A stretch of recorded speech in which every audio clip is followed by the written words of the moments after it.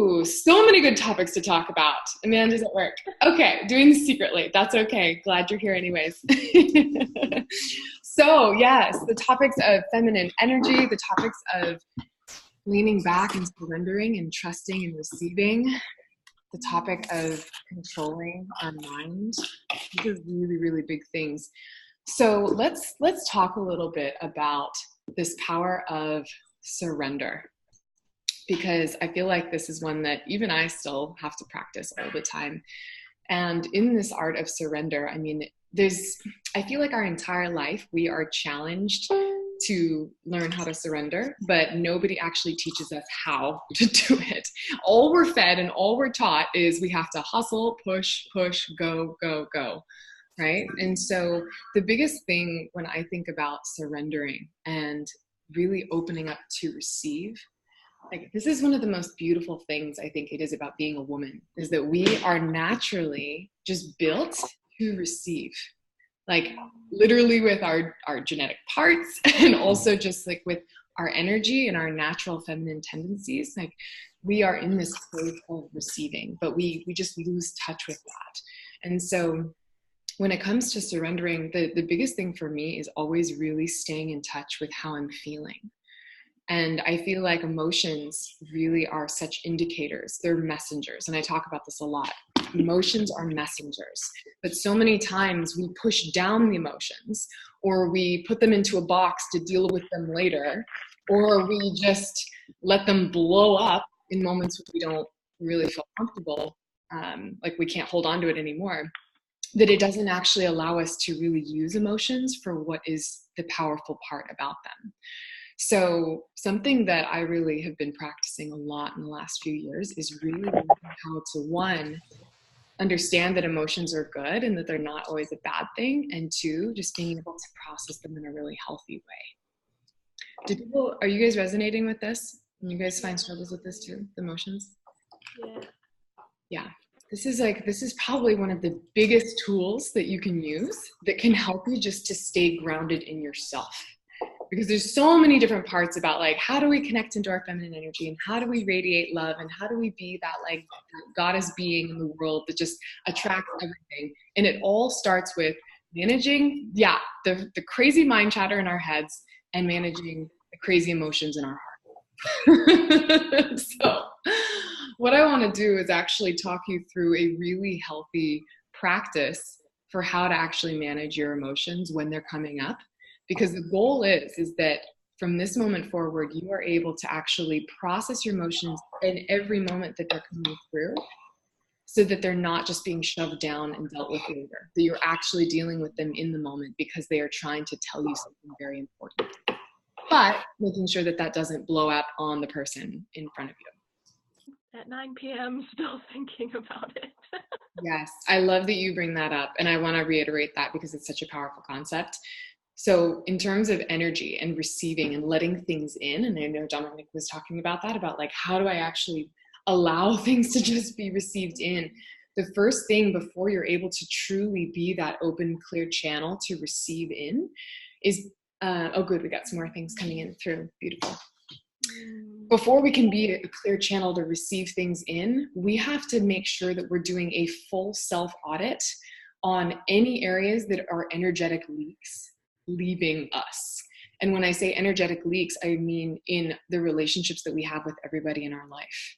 So I bet as I'm talking about this, there's probably at least someone that you can come to your mind and think, yeah, I haven't really resolved things with that person, or, ooh, we left things kind of weird in that place and we never actually talked through it, or things just got kind of just stagnant and nothing was ever really like tied a bow. And even if it means acknowledging, you know what, I'm not able to be in your life anymore, still having that understanding and that clear, like,